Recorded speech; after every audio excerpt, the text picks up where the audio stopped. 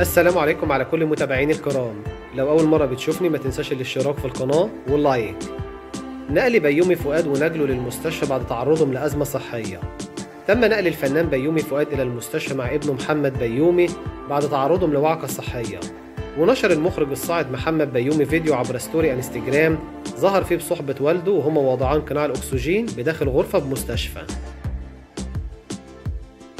يذكر إن آخر أعمال بيومي فؤاد كان فيلم الحريفة من بطولة نور النبوي وأحمد حسام ميدو، واللي شارك في التمثيل لأول مرة، ونور إيهاب وخالد الذهبي وسليم الترك ومغني المهرجانات كزبرة. والفيلم إخراج رؤوف السيد وتأليف إياد صالح ومن إنتاج تيفيجن.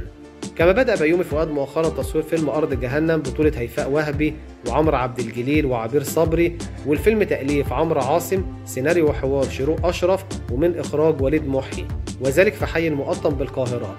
بتدور أحداث فيلم أرض جهنم في إطار من التشويق والإثارة والكوميديا في فترة التسعينيات، وبتقدم هيفاء وهبي شخصية جديدة تفاجئ الجمهور.